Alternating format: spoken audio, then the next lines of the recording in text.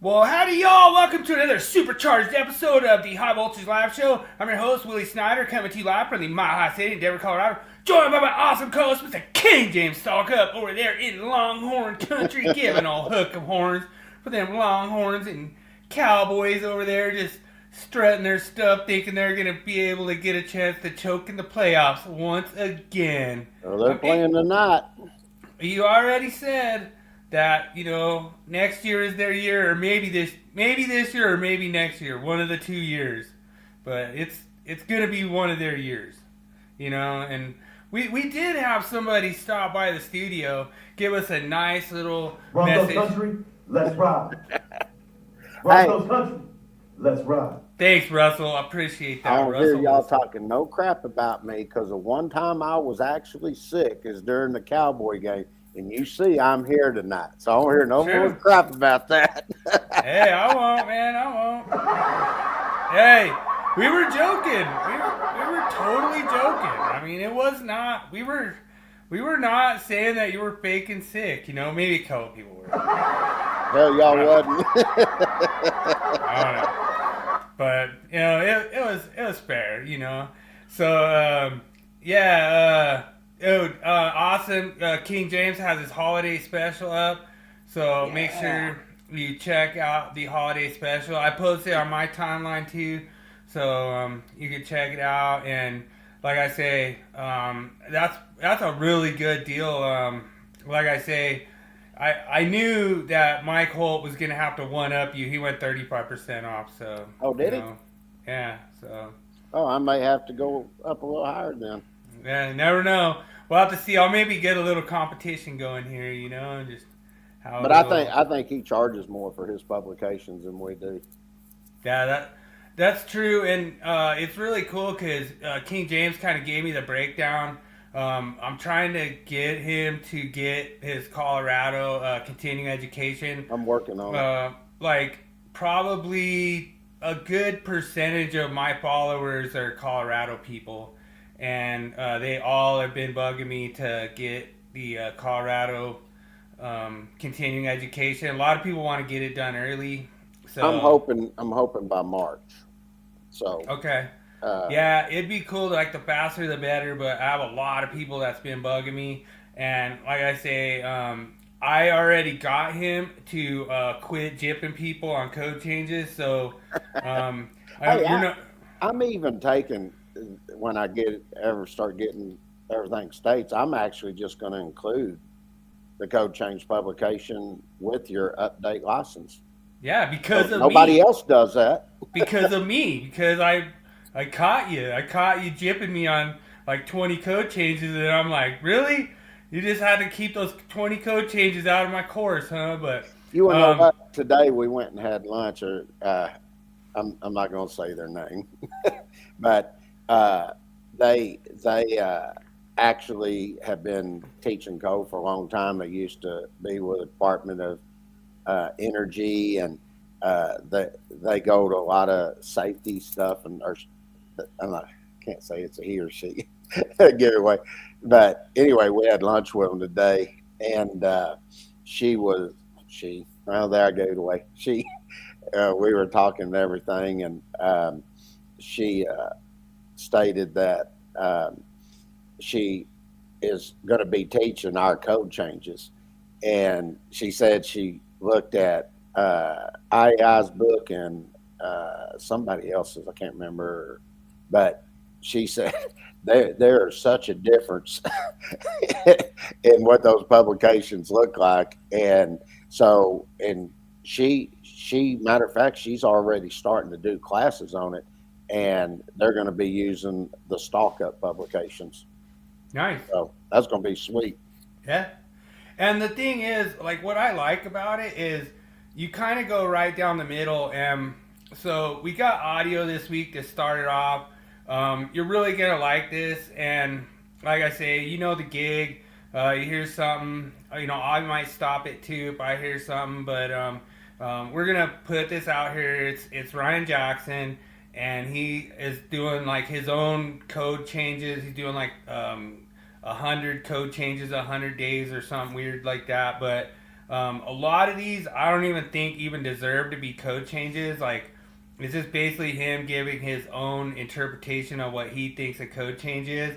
Okay. So we already talked about this. This is 250.8, and we've already covered this in our myths and stuff. So let's get Ryan's take on it.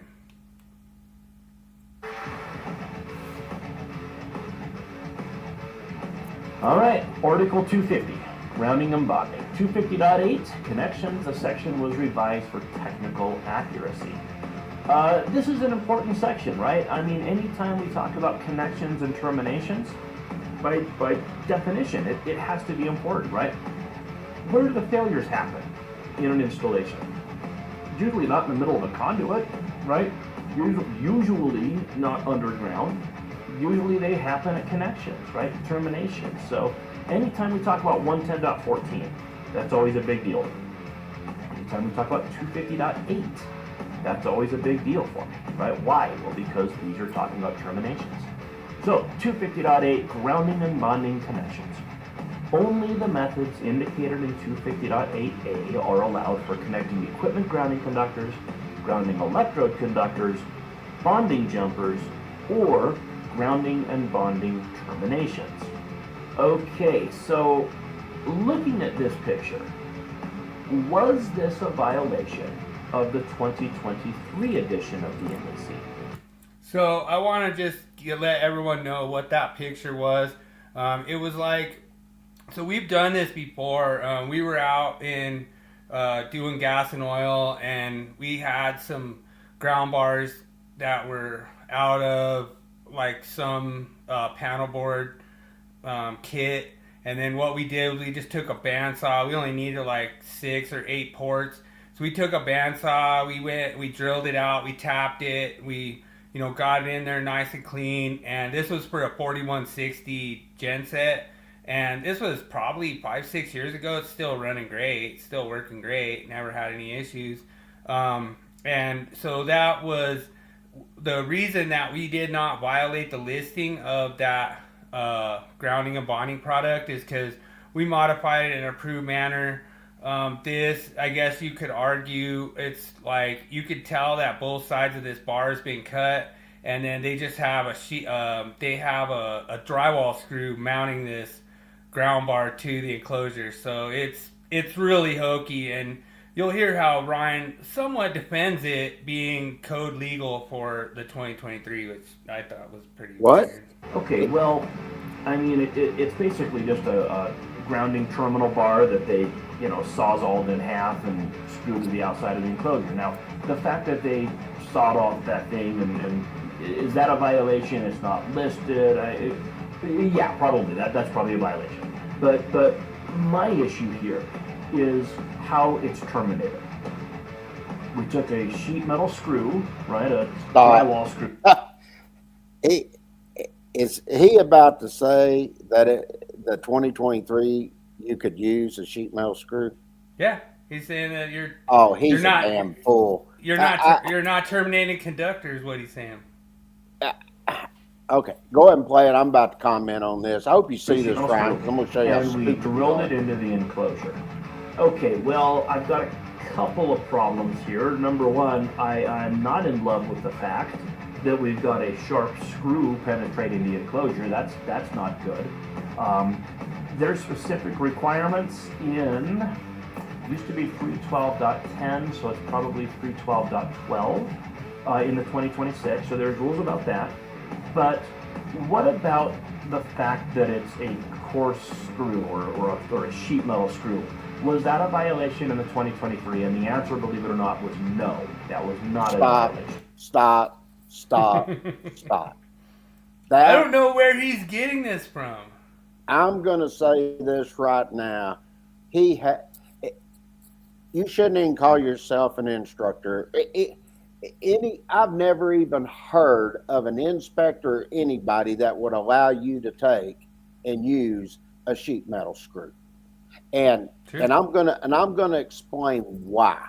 I mean, okay? This goes back as long as I've been doing it, so it goes back 30 years from where I'm coming from. It doesn't matter if you're just terminating a conductor or equipment. It doesn't matter. You still have to comply with 250.8 1 through 8. Well, let me explain something here real quick, okay?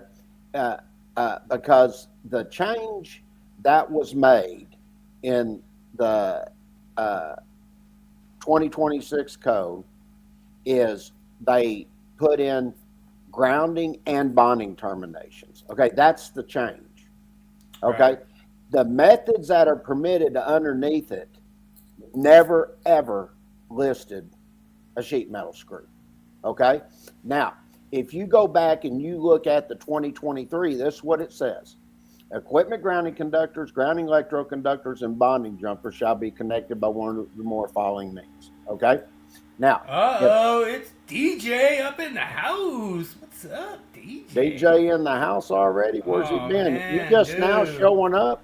Dude, he's late to the party. He was trying to troll me over there at the airport, trying to find out where my cart was at so he could call it messy. That's what it was. Well, anyway, so you look at that at the 2026. Oh, here's old Weed Man. He comes out of his hiding spot to come out and say, yeah, number 14 conductors are 100% fine on a 20 amp circuit if they're top We'll get conductors. to that in a second, and I'll explain what happened to the podcast. Matter of fact, I'll provide a link to the podcast so everybody can hear it and see Jeremy doesn't get out of the office, and he sits in his elitist attitude office there and tries to correct everybody when he hadn't been out in the field and actually seen work that's been done. Okay, Nice. So looking at the 2023, it says equipment grounding conductors, grounding electroconductors, and bonding jumpers. That's it. Okay. Now, when you go to the 2026, it says the same thing: equipment grounding conductors, grounding electroconductors, bonding jumpers, and then what did they add? And grounding and bonding terminations. That's it. In other words, they're just putting the word in there, terminations. Okay? And then it says exactly the same thing from there, shall be connected by one or more of the following means. So when you look at your following means, what are they? You got listed pressure connectors, terminal bars, pressure connectors listed as grounding and bonding equipment, exothermic welding process, and then these are ones he would get into for the case he's talking about. Machine screw fasteners that engage not less than 2 threads and are secured with what? A nut. Yeah. And thread forming machine screws that engage not less than 2 threads in the enclosure, and then connections that are part of listed assembly or other listed means. Yeah. Okay? Now, they already, as long as I can remember, there were certain methods that were permitted here. That's why you wasn't able to use a sheet metal screw. And for him to come out and say, oh, well, in the 2026, they come in and they change this up to say that you couldn't take and use sheet metal screws. No, they didn't. I actually wrote on this change of what they added for the terminations, and nowhere did I, in our publication, we say anything about sheet metal screws. Yeah.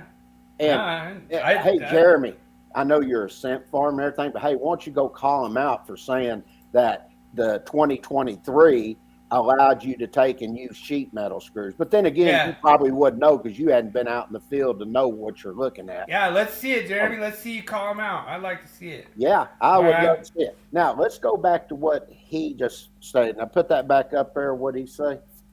He was talking about the number 12. Oh, yeah, he's saying that you are okay with number 14 on a 20 amp circuit. Okay.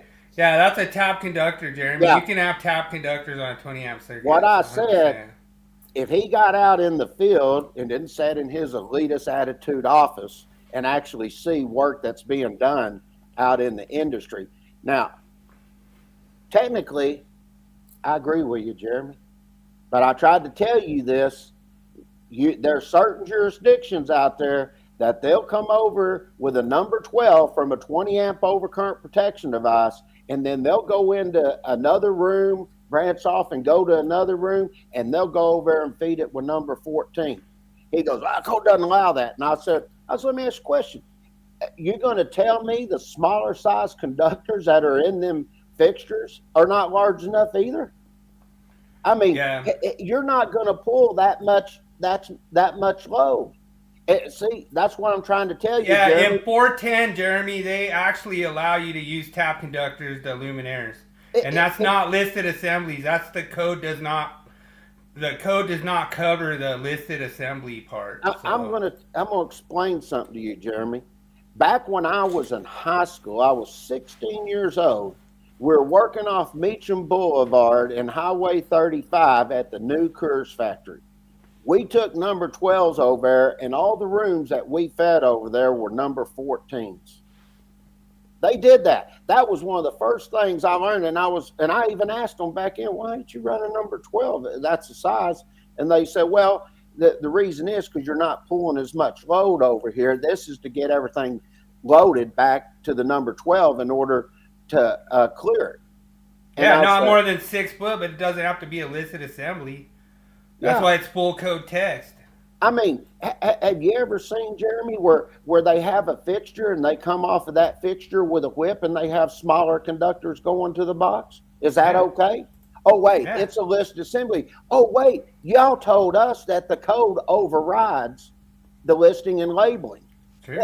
See, that's what I try to say. They cherry pick. There's a double standard in the way they want to apply stuff. Then the listing and labeling applies if it meets what they want. But if it doesn't, oh, well, that's a listed and labeled piece of equipment. You cannot have it both ways. You know, who determines that 6 foot? Does the AHJ determine that 6 foot? Like if I take a number 14 from that can and I go to that lighting outlet, if I go less than 6 foot, it's legal. 100%. Can I answer this? This is awesome. I'm glad you brought that up, Jeremy, because I'm gonna train you again so you can teach us to your apprentices and quit teaching them wrong. Okay? Why did when they put that factory whip on there, they limit it to 6 foot? That's the question. Why did they limit it? But this is the best part, and this is what I want you to think about. Okay? So the 6 foot was limited based on what? Oh, that's right. When they do the listing and labeling of the equipment, and you look at OSHA 1910.7, they say you have to follow all electrical codes and installation standards. Sure. Okay? So they follow the code to do that. We'll just stop right there and say they did that. Now, how did they get away with putting a smaller conductor in that whip? True. That's a good question. Now, because you just told us the code overrides that. So now you're going to tell me that whip, OSHA has everything to do with it. They're the because standard they that have they went requirements for you to be a nerdle in order to provide that listing and labeling. And this is what I've been talking about. Y'all guys, you learned something on the NEC, but you don't know all the other standards that apply that are used in conjunction with the National Electrical Code and how they apply to get that listing and labeling. And if you actually studied other standards and just instead of sticking to one and trying to pull one thing out of the code to meet your demented interpretations, then you would understand how the industry actually works with the people that design equipment, and OSHA's the one that provides those nurdles. And I'll tell you how you know this. Go to Ryan Jackson and call him out again, Jeremy, because we brought this up also. Ryan Jackson, come on, he goes, I looked all through the code and I couldn't find anywhere about the code and what their requirements were for you to become a nerdle to get your listing and labeling. I said, and we played it on this podcast and said, the reason you don't know is because you don't know all the other codes and standards, Ryan. You just sat up there and, like Jeremy, in your ivory tower, you don't go out and look at jobs and stuff, so you don't know what's really going on. I said, if you go look at OSHA 1910.7, blah, blah, blah, and we had an inspector on said, I agree 100% with what Mr. Stalkup's saying. That's exactly word for word what it says. And she said, as an inspection agency, if the listing and labeling tells us to do something, that's what we do. We don't do what somebody that's on a code-making panel thinks. Yeah. And it was really awesome. Like, if you guys want to check out really awesome podcast, check out Ask the Lady Electrical Inspector. She's a electrical inspector out of St. Louis. She's a veteran, or she's a ex-military. Really cool lady. I've been on her podcast a few times, and she's been on here as a guest, and it's a lot of fun talking code and doing stuff. But I got one question before we move on. Jeremy, answer this. Did the 2020 code allow you to take and use sheet metal screws in order to ground your grounding bar and stuff? Did it allow that or not, Jeremy? If it did, then you agree with what Ryan just said. But if you don't agree, you need to go over there and call Ryan out. But you're not going to do it because you're a little simp for him, like I said you were. Yeah. He's not going to do it. But we'll keep moving on. Like it gets worse. It gets worse. You'll like. Okay. What it used to say is that you were not allowed to terminate conductors with sheet metal screws, drywall screws, wood screws, things like that. Well, that's not a conductor termination. That's stop right there. He's saying that bar there's not a conductor termination. Is that what he just said? Yeah, he's a freaking idiot. He's saying it's equipment. Well, if I go and I have a piece of equipment and they got a ground bar in there, what the hell is that? That's a conductor termination. Yeah. What? That is ridiculous. Man, he is freaking in left field. Go ahead. And termination. We're terminating the ground bar to the enclosure. We're not terminating a wire to the enclosure. And look, I know some of you are rolling your eyes. Like, yeah, no kidding. No kidding, we're rolling our eyes. I know, but it's not what it said. It said terminating the wire, you couldn't use a drywall screw. Okay, well, what about terminating the lug? Give me a stop. Course. Terminating the wire. Is the wire different from a conductor? Is that what he's saying? Oh, God. He should be embarrassed to be making this interpretation. This is bad. Yeah, pretty bad. That was always. I mean, I know your dad's laughing about this right now. And now it is a violation. Clearly, the rules for terminating equipment, you have to use what? Sheet metal screws. You can't use sheet metal screws. You can use threaded screws, right? Machine threaded screws if they engage at least 2 threads or secured with a nut. You can use any of the methods described in 250.8a, but you can't use the other methods. So, okay, stop. Nice little... It says exactly the same thing for the permitted methods. That is the most ridiculous take I think I've ever heard. And he calls himself an instructor. It's no wonder that the kids today are having trouble in the electrical field and applying code and stuff, because we got instructors like this out here making them kind of statements. That's downright embarrassing. We even have a union instructor agreeing with us too. So yeah, he agrees. Yeah. Well, that's what he does when he's losing. It's because he's getting tore up. He doesn't know what else to do.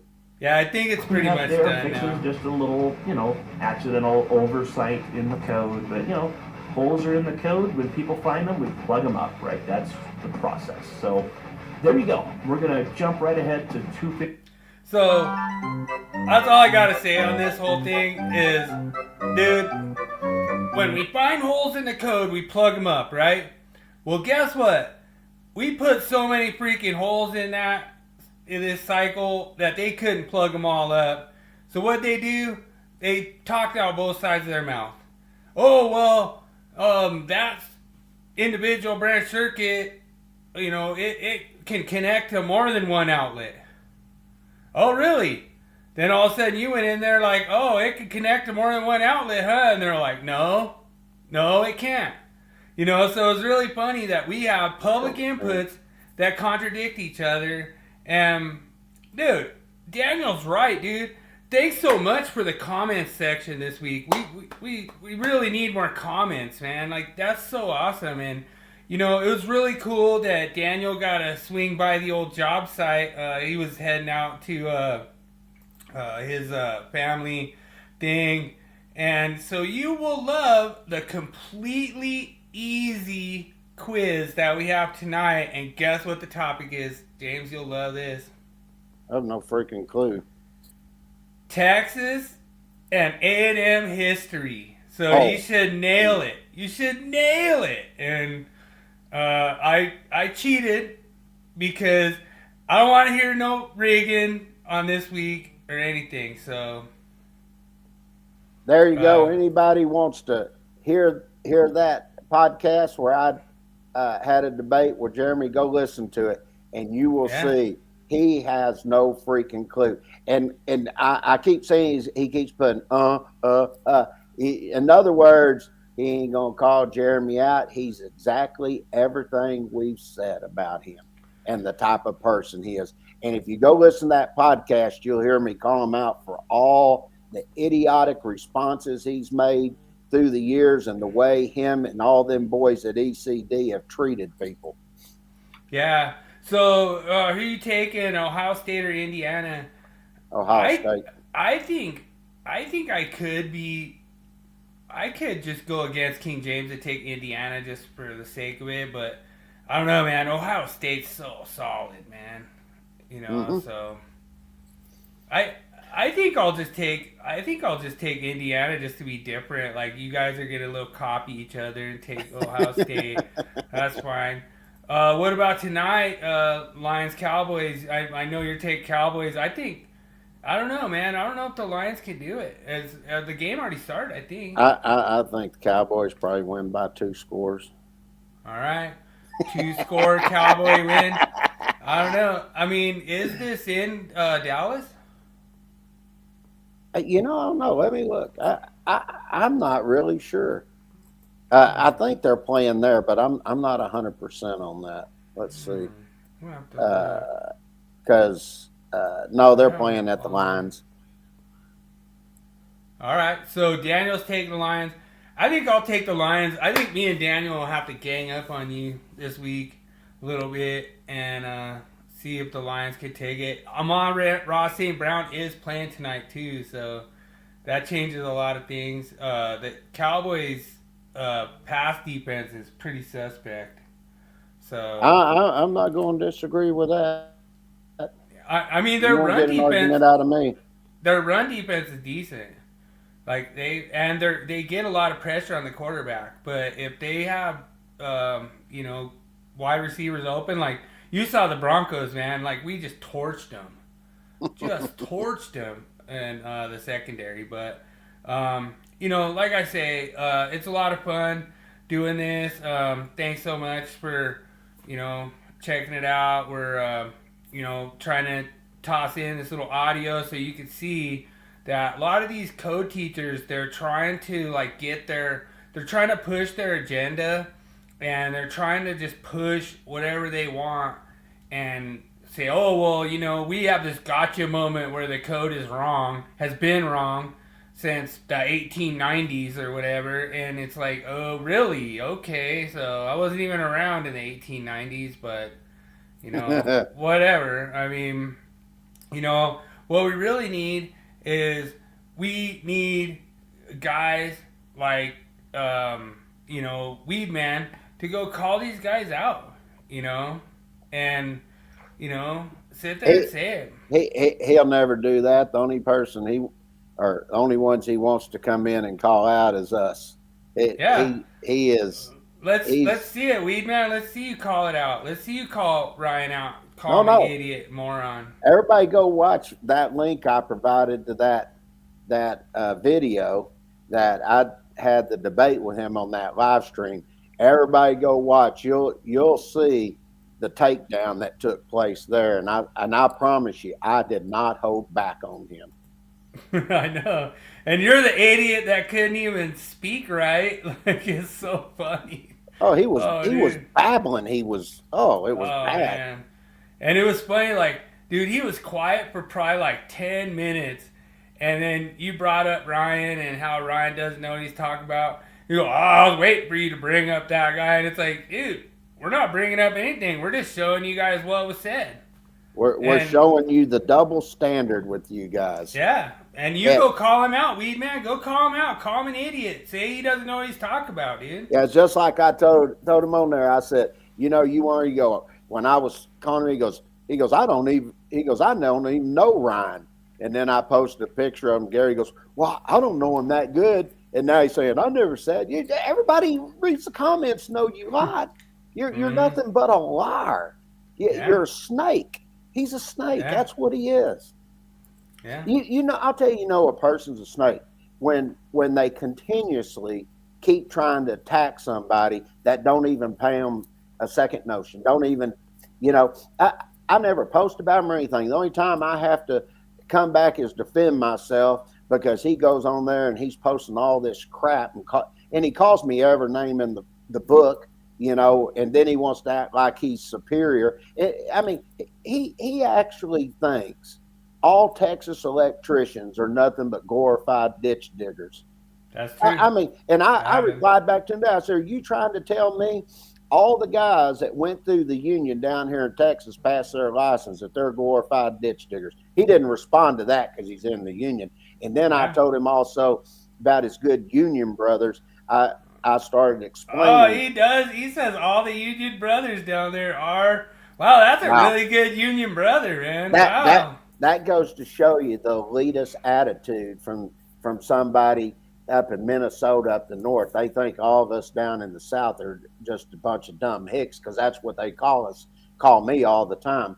And I brought up, I said, yeah, you're good union brothers. I said, I went through the NJTC as a union guy and did my 4 years. I actually worked through there 4 more years before I become chief of Grapevine.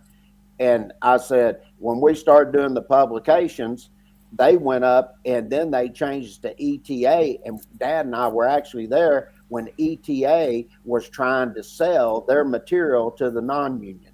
I said, that's your good union brothers there. Mm-hmm. The good old boys club. If you're not part of the clique that's up there, they don't care about you. Yeah. And this 1,000,000%, I bring my brother on here. We were at that time back in the early 80s, we had to go out of town to work, and we went up to Glen Ellen and Waukegan up in the area outside Chicago. We were working there for 9 months, and we came back. We made tons of money and had a lot in our vacation fund and everything. And then we couldn't find any jobs. Nothing was going on down in the DFW area at that time. But they were building the power plant, and we said, you know what, screw it, we're going out to work. And this is, my brother come here and say it, my dad knows it, everybody. I can even bring other people on here that I went through the apprenticeship with that will say this. We went out there to the Squaw Valley nuclear plant they were building out there, and guess who was out there? The Good Boys Club. And from the union out there, and we went out there, they saw us, and they said, you need to go to the hall and report before you come out of work. I said, I don't have to report nothing. I said, if you're out here, I'm out here. And then all of a sudden, guess what? All the union electricians were going out there working. That shows you that good boy club. The union's all about brotherhood. The hell they are. Yeah, and so here's this union instructor calling all his brotherhood glorified ditch diggers, and he's agreeing, oh yeah, they are, But then he's going to sit there and say in that podcast that you put the link to, he never said that. Yeah. He never said that. But now he admits, he said that. He 100% said that. Hey, so it just goes to show you, like I say in that podcast, y'all go watch, I specifically spell out and tell everybody the type of person he really is. And that kind of comment right there, he didn't even defend his own Union Brothers show the type of person he really is. Yeah, and he admits he did say that. And he's called me a glorified ditch digger. He's called me a grunt. He denied it until I posted it up and showed everybody. Yeah. Then he had to own it and eat it. He wasn't doing it before then. He's nothing but a liar. He's a snake. Mm-hmm. And it's funny because he went, I was like, oh, you hide behind your little freaking Gopher fan. And then next thing you know, he goes and changes it to Jeremy Weed. And I'm like, oh, okay, cool. I was like, about time you use your real name and everything. And then next thing you know, he goes back to his alt again. And now he's going to sit there and give everyone crap for having alt. And then all of a sudden, now all of a sudden he goes back and uses an alt. And it's totally fine now. It's a double standard, just like you said. It's like say, do as I do, or do as I say, not as I do. That's their motto over at ECD. 100%. Right, you ready to go to the meme of the week? I'm tired of jacking with him. Yeah, let's do the meme. All right.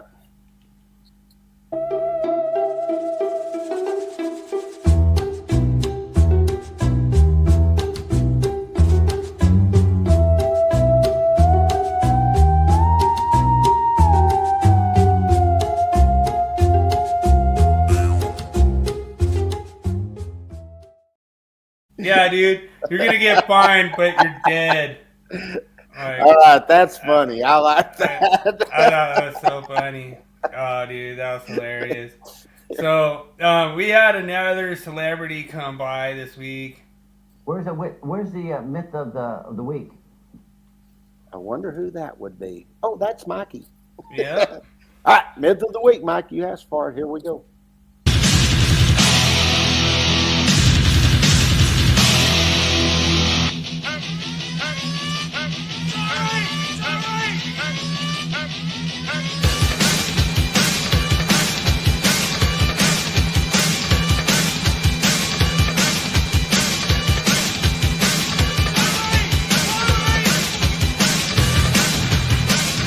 It's time for Myth of the Week. So, just to be clear, this is personalized. Everyone says I'm using a fake name. Where's the myth of the week, Willie? Oh, Willie. Yeah, so I'm using a fake name. Okay. Yeah. Oh, Mike knows my name's right.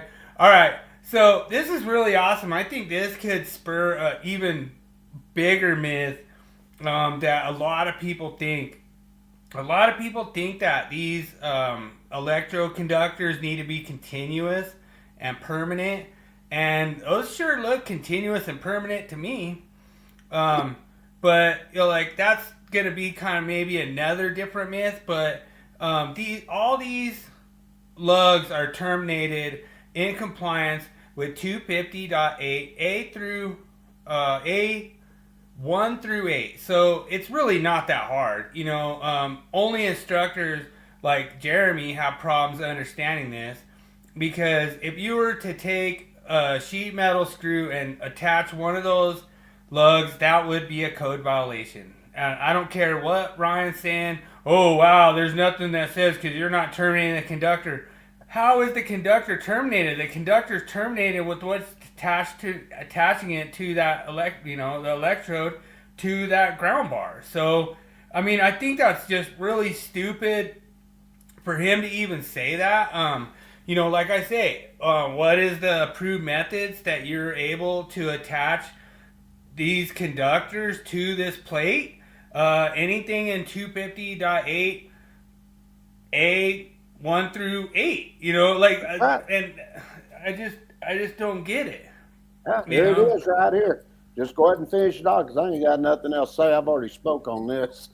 Yeah, and like I say, it's 100% what we've been saying the whole time. It just says 1, listed pressure connectors, 2, terminal bars, 3, pressure connectors listed with grounding and bonding equipment, And the number one that I always say, and where this got really ugly, is that they actually said that you have to scrape the paint off to attach these on there. Like, let's just say that bar's painted, right? Mm-hmm. Well, if you go to 258A6, it says thread forming machine screws that engage not less than 2 threads in the enclosure. Well, where does that say you have to remove the paint? You know, and this is where it got really ugly, because all these guys are like, oh man, Bill's an idiot. You have to remove the paint. It's just part of the, that's part of the code. Where does that say remove paint? I don't see that anywhere saying remove paint. And then if you go to 250.12, that's where it says must remove, non-conductive paint, but that's only for connectors. Mm-hmm. And it has nothing to do with this at all. So this covers 100% of lug connections. Doesn't matter if it's in, like, and I started pointing out to, like, my apprentices, like, oh, so where is it say in the code that if you have, like, a panel board, you have to remove the paint when you put in that ground lug? Nowhere says it. And you go look at, like, a Eaton enclosure, that's a panel board enclosure, they don't remove no paint. It's just, they tap it right into the enclosure with paint on there and everything. And so you just have to make metal to metal contact, and and when you're using the tap screws, that's how you do it. Yeah. Nowhere in this does it say you can use a sheet metal screw. Nowhere does it give you the permission to use a sheet metal screw. Oh, is this the 2023 language too? Wow. That really proves Ryan wrong. And, maybe we should have a code expert on to show how dumb you are, Jeremy. Because this isn't no expert anything. So... we're going to try to have Chad German. Well, we sure don't want to have Ryan on, because he's proved he's not. Yeah, and we're going to have Chad German on. He's real busy with Christmas and everything for his family. So, like I say, he said he wants to come on and everything, and we'd really like his class to have him present his, presentation better than Weedman could. And I think that's why Weedman's a little triggered right now. He's got about 2,700 comments in there wondering why he's not a guest on our show. So that's cool. That's cool, Jeremy, whatever. One reason we're not allowing him on the show is because of the way and the comments he has made towards our guest. That's one of the main reasons, because he doesn't know how to act right. True. He shows no professionalism at all. All he wants to do is come on and argue with people. He doesn't want to present nothing. If you disagree with him, then he's going to call you names. It's the same playbook they've been using over at ECD all these years. Disagree, then there's about 12 of them get together, and then they start calling everybody names and stuff. It ain't no lie. Anybody that's followed along in these. So hey, show Jeremy, me. Let me explain. Show me where we announced a guest tonight. Show me where we announced a guest anywhere. Show me the proof. You're gonna sit there up here. It doesn't matter. Do this. Where's the proof, Jeremy? Where's the proof? Where's the proof that we posted that we had a guest tonight? We did not do that. We did not announce anything. So, for one, we don't have to prove anything to you on our podcast who we're putting on and what we're going to do. Call out the code. Call out the code where it says you could put a sheet metal screw on a ground bar. Show it, Weedman. Show it in here. Yeah, that's a good point. Show us where in the code you were allowed to do that in 2023.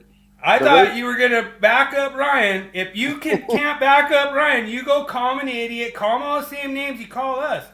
It's pretty simple. It's not that hard. Well, it's like I've said.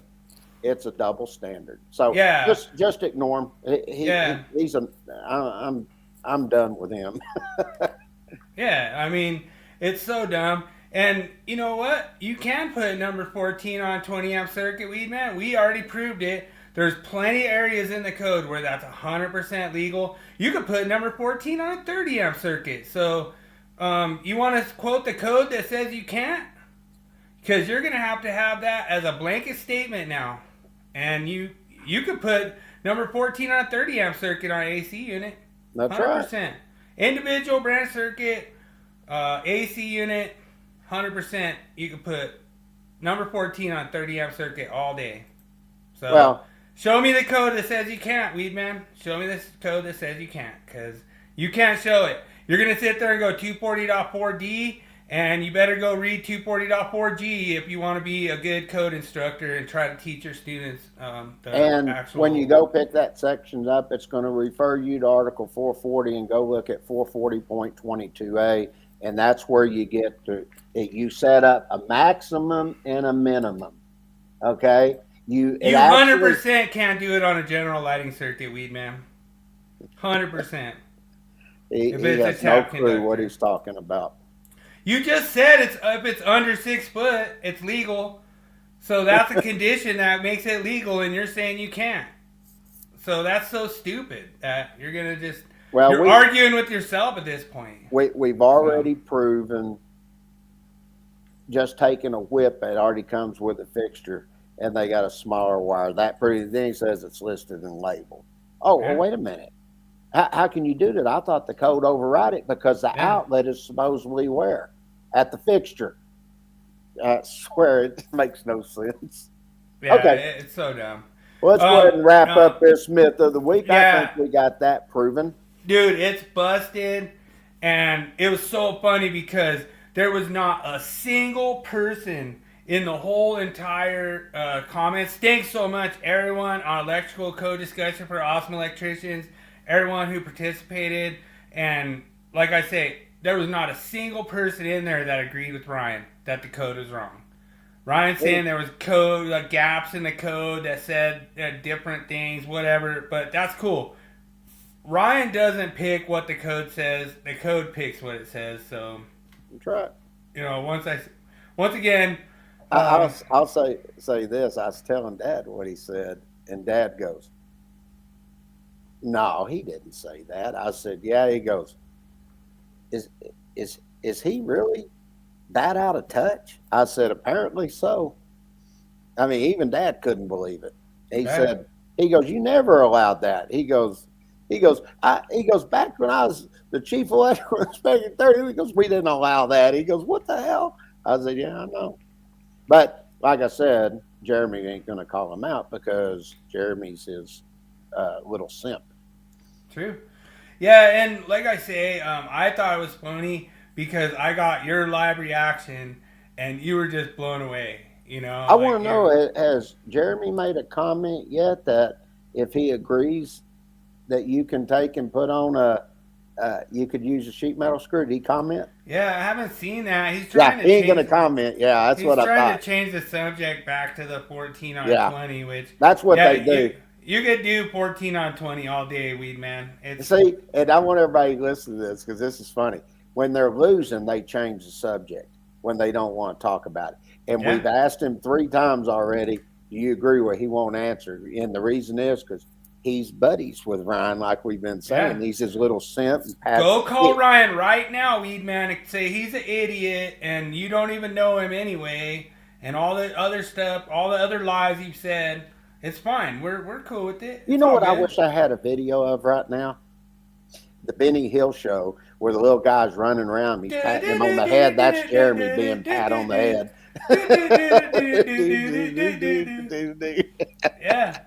Yeah, dude, call him out, man. Dude, he's an idiot that doesn't know the code because you're the one that's saying that he's right because you're saying that the code didn't say that you're not terminating a conductor. You're going to call him out on here? No. You make a post with his name on it, calling him a freaking moron, an idiot, and calling him all the names and saying his material sucks and everything else like you try to do with us. There you go. I like it. Yeah, 100%. All right, let's get to the topic of the week. So I'm going to show Let's do it. for the death match, everything that's going on. Last month's coming up, and there's a good little prize there, folks. Dude, I just want to let you know, Amon-Ra St. Brown actually played tonight, and he just scored a touchdown on my fantasy team. So, shout out to the Lions. Get Bullshit. on the board. On the board. Okay, here we go.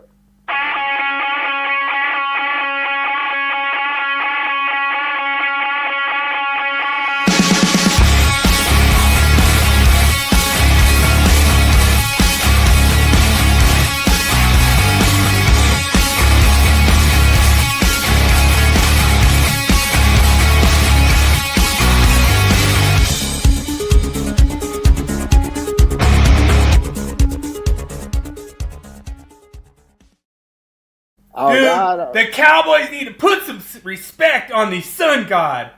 He wouldn't even have sun If the without Cowboys that. win tonight, I want to see that same damn comment next week. All right. We'll see, man. But, man, my fantasy's doing great, baby. Oh, man, we're in the playoffs. That's awesome. Okay, I'm going to go over to the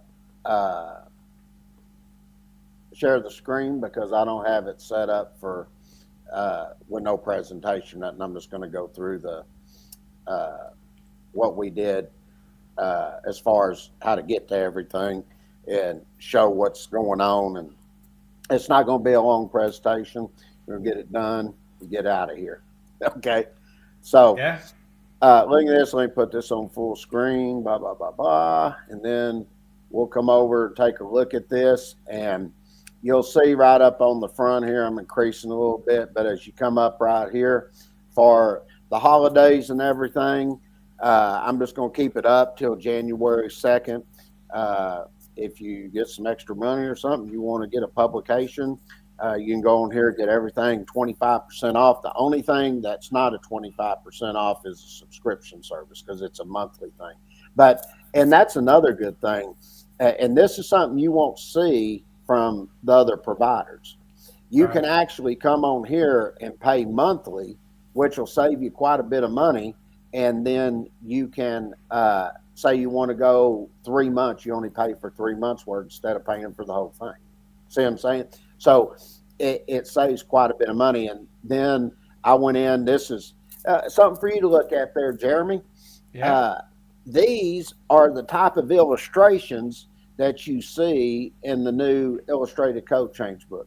All of our other publications are going to be coming out. They're going to have these same type of illustrations. Right. Our grounding already has it and all that. I mean, we even drew here where we show where you have a donut top or you got a window top here at your service equipment, and we actually drew it out what you would see out in the field, what these look like. Okay. Right. So, a lot of apprentices, they've never seen that. And then we also took the time where we did the special purpose GFCI protection, and we're showing where the trucks are, and you come along and they have those refrigerator, but where they go across, and you have those electrified truck parking spaces. We show you what that looks like too. We call them Reaper trucks on that, like the Reapers. Yeah, and I'll give you take the middle illustration there right up above the trucks. We even show you out there showing you where the cable bus and where it's coming into the transformer. We even draw that out. We drew out the pumps and everything, gas pumps. Right here in the first illustration, top left, we show you the different type of electrical connections and the way they look when the different types that would be installed where you have your transformer outside. We got all that set up. And then we show you the inner guts of the transformer and the terminations and how the bars. I mean, this is the type of detail that you're going to see in our publications. Okay. Now, with that said, let me go down just one right here because I want everybody to see this. So, and if you see free deathmatch, like go back up a little, like so, like that free deathmatch is almost over. So you guys still have time to enter into the deathmatch, and when the deathmatch ends, whoever leads it gets $1,000 cash. That's right. So You know, And no and wonder it's on there. Weed It Man's tells all it. salty on it. Yeah, well, because we were trying to get a lot of stuff done and everything. Or where's Debbie? You ain't doing it. You what you doing? And I said it's about to be everything put up now. Everything's up. Everything's good. And they just wanted something to gripe about, basically. Yeah, But 100%. I want to give everybody a good example here. Now, say that, and I'll a little more here so you can see it all. If you want to take and say you just want to study for your journeyman exam, okay? You can do the whole publication with the questions and problems, everything, for only $20 a month. If you just want to study questions and problems only, it's $10 a month, $9.95. Okay. Wow. If you're doing the masters, $24.95 a month. So Wow. if you really want to get in there and just get kicking on it and studying hard, say for your masters, and you really study it and work on it a month, or say you did 2 months, you ain't gonna spend no more than $50. Yeah, and some of these guys want to like get you locked into this yearly subscription, and like that's what's so cool about the stall cups. Like you just do a month by month, and you're in, you're out, you pass your test. You don't need to get a year subscription when you're just like planning on passing your test. That's right. And let me say another thing here too. In order for us to prove to you that our material is good as we say it is, we even give you a 5-day free trial to go in and review it. Now, show me another one, Mike, Ryan, any of them that do that. They don't. And if you want to come in, say you just want to study motors, we got 12 books on just motors for $14.95. You want to do transformers, $14.95. You come through here, you can see there's all kinds of stuff set here. To me, this is one of the best deals.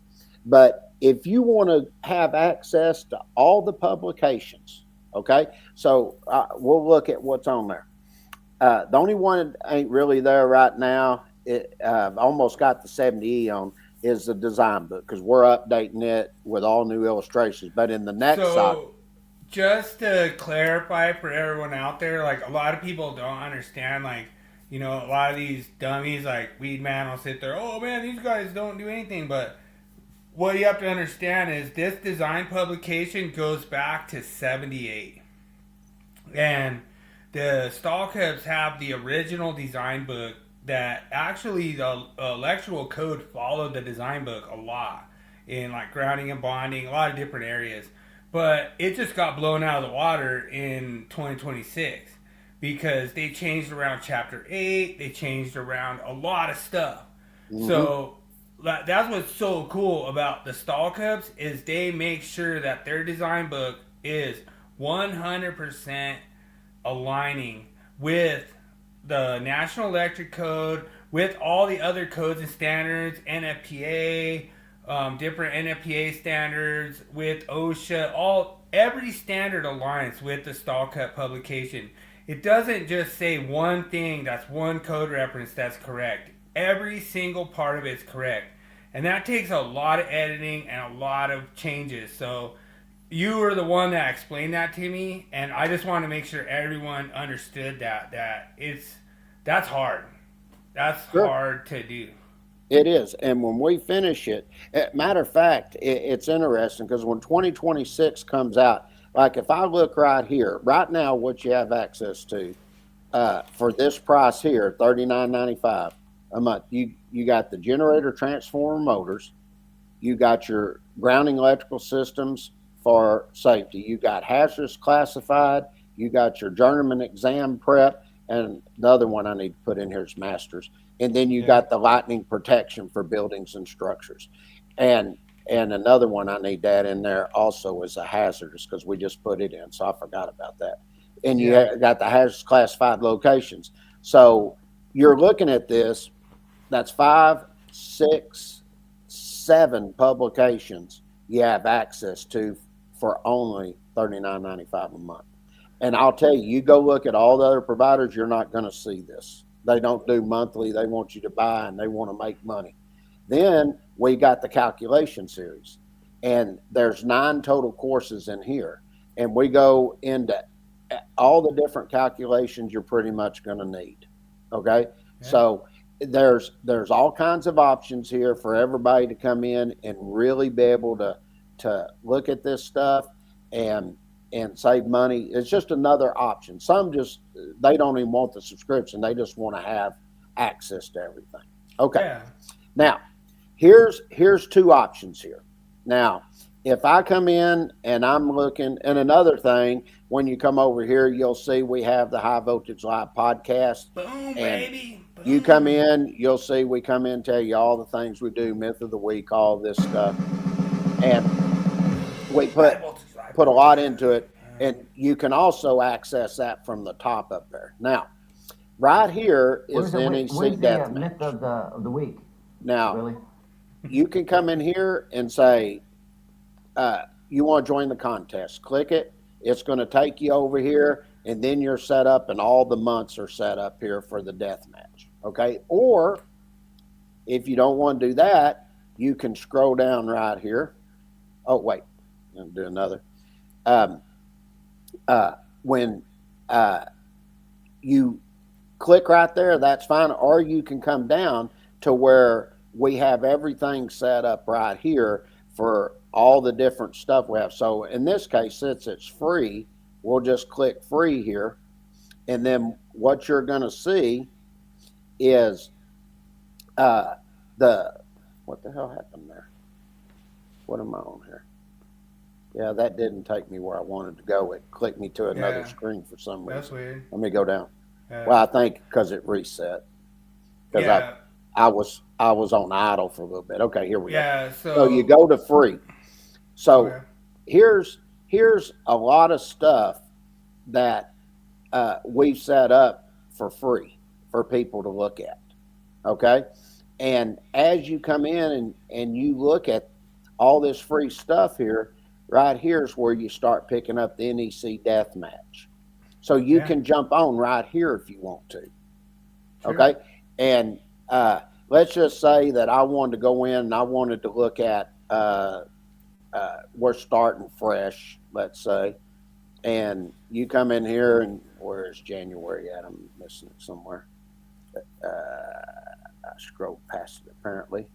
Right. Let's see. Where is that thing? Oh, there it is. So I'm just going to go over here and I'm going to go to January. Now, I've already signed up for this. Not that I'm in it, but I have to have access so I know where everything is.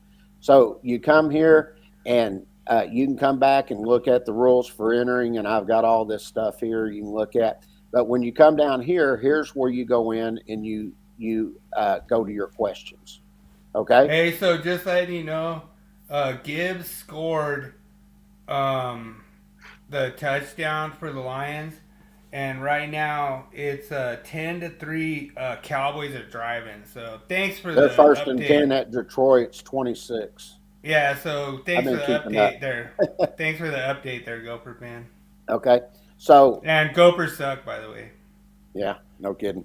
All right, so you've got it here, and so all you have to do, if I want to look at the rules for entering a contest, come back, and then right here you have all the months listed also.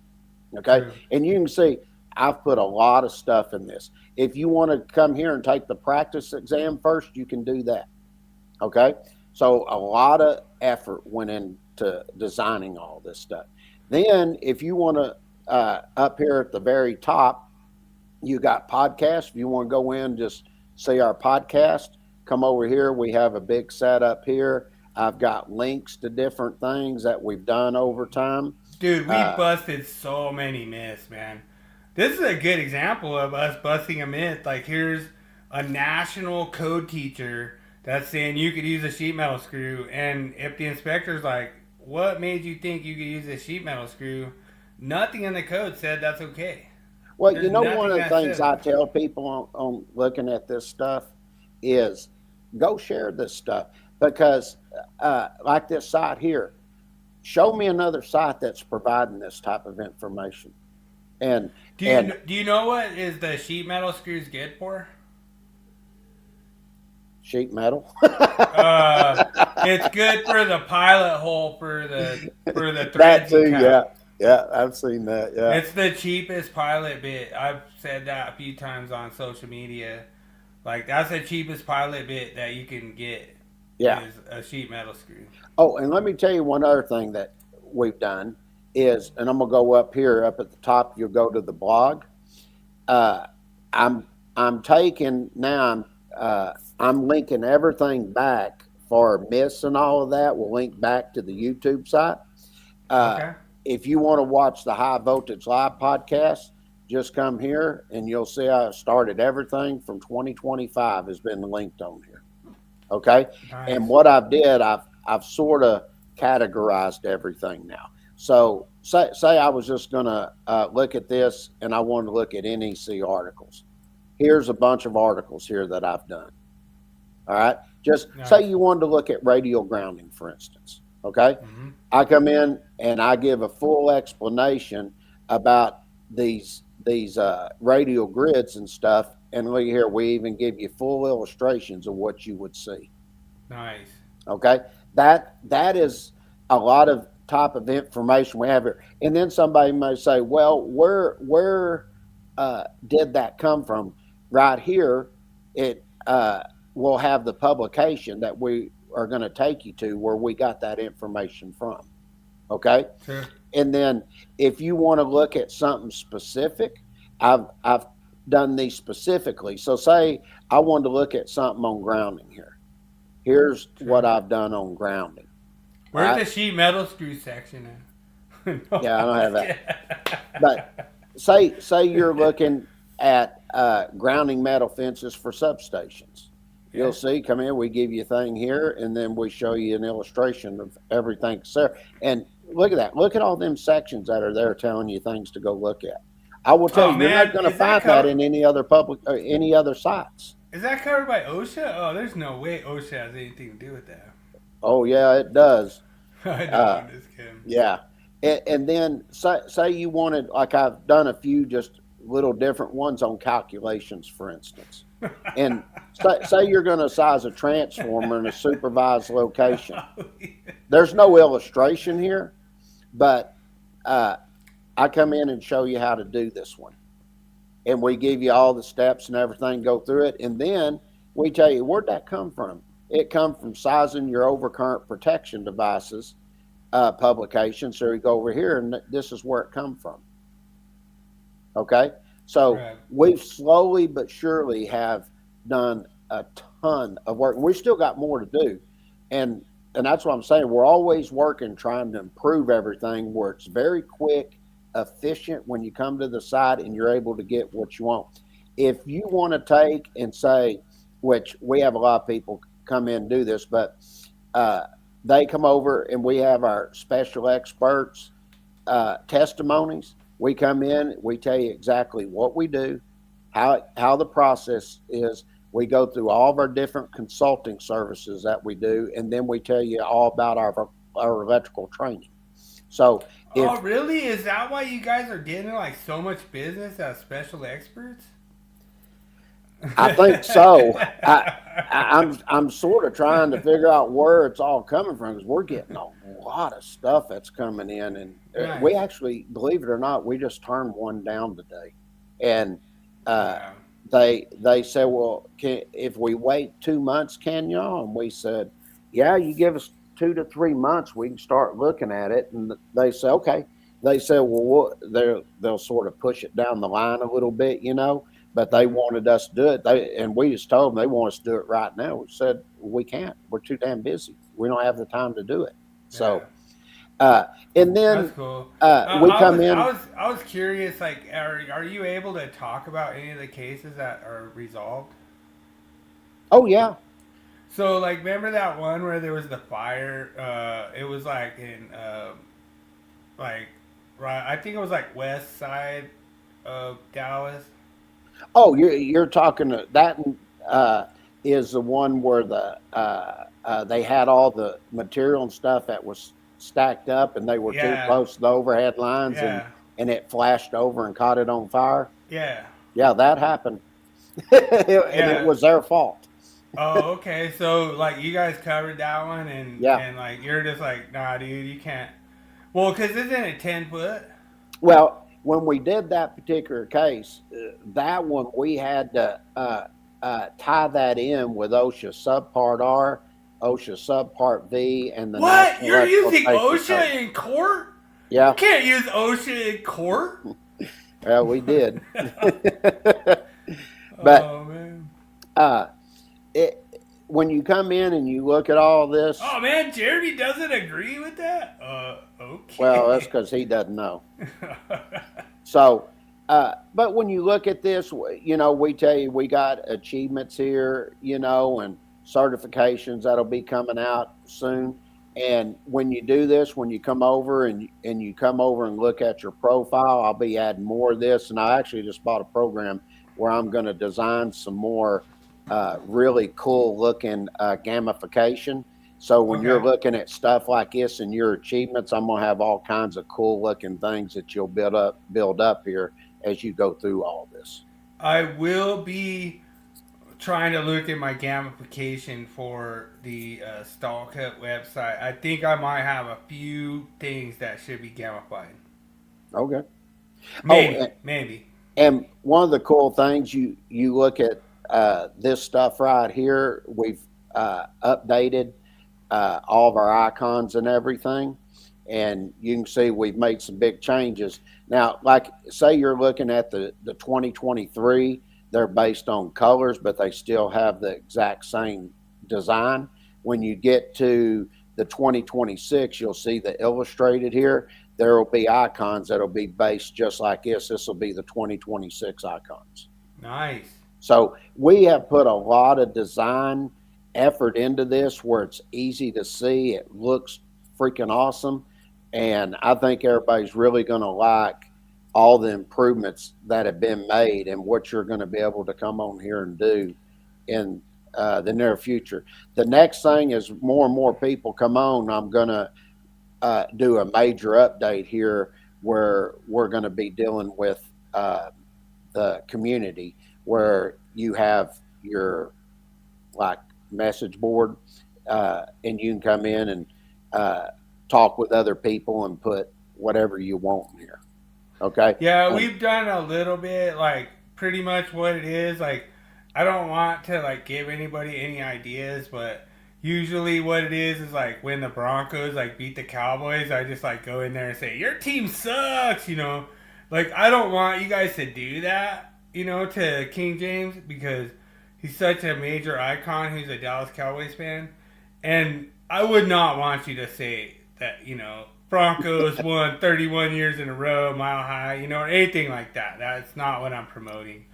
I'm promoting, like, team leadership and everything. So, like, if you want to do it, that's okay. But, and King James is a good sport. Like, he's not going to, like, block you or anything like that. But he's really not going to be really happy with your team spirit going against the Cowboys, having a chance to choke again in the playoffs. So we'll see. Oh, yeah. I wish Dak Prescott the best of luck. I think I saw his Christmas wish, and it said, Santa, I really want a dragon. And Santa's like, Dak, be more realistic. And he's like, well, actually, I really want a playoff win. And then he's like, all right, Dak, what kind of color dragon do you want? Well, I want to point one other thing out that we're going to end up doing. As I get the online course portions done, instead of the publications, we're going to offer 3 different options here. Nice. These will be packages, and these will be set up to where they're available to you monthly. Nice. So I do like that little tier structure, because you're able to know like what is that most valuable part. Like, to me personally, I might only need the bronze, but then if I'm going for my masters, I might need to upgrade to the silver. So well, sure. There's a lot that will be set up. I am going to get my masters. I am going to get my masters in 2026. So just let everyone know. Well, I think when all of this is set up and everything is done, I think everybody's going to be very, very impressed because there's going to be a lot of work that's going to be done, and I think with what we're doing and all the stuff that we're adding to it, I think there won't be anything else out there that quite offers you what we're going to offer. So that's it for this. I just want to let you know that there could be a chance that other people have other stuff out there that could rival. We just haven't seen it yet. So I just want to give everyone the disclaimer. King James, he's like on the fence a little bit. I don't know. I'm so worried. He's on the fence a little bit. But there could be some other publications out there that could rival the Stall Cup. So I'll say this, the design that I've put together for the new online courses, it's different than what you saw before, and it looks really cool. I put a lot of design effort into everything. I may have done 30 designs till I found exactly what I thought was going to work the best. And you know, it's one thing, I can put all kinds of stuff on there and just blah blah blah, but a lot of it comes down to aesthetics. How good does it look on the page? That's the main thing. Is it easy on the eyes and something that interests you and you enjoy learning from it? That's the key to everything. So there's two things that we have to go to. We have to go to the tool of the week. Then we have to go to the man versus machine. We're going to see if you can beat the machine once again. But let's do the tool of the week. All right, got it.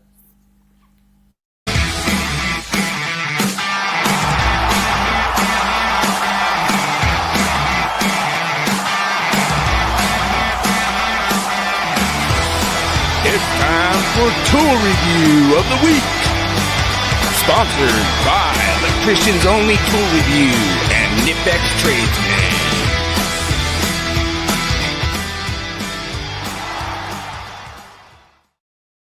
I do want to welcome into the show Pierre Labarge. Thank you so much for this awesome comment. This is so cool, man. We're going to research this a little bit more. I've actually heard that before. I knew that. I really want to know if this is true or not. But to me, honestly, King James, so let's just say we have a 1024 thread with a nut on it. Does that comply with 250.8? Yes. A1 Because you got the nut on it. It's where it's engaging into the enclosure itself. True. 100%. No, great comment. Thanks for coming in. It was appreciate great. you. Excellent comment. Yeah, appreciate you. Thanks so much.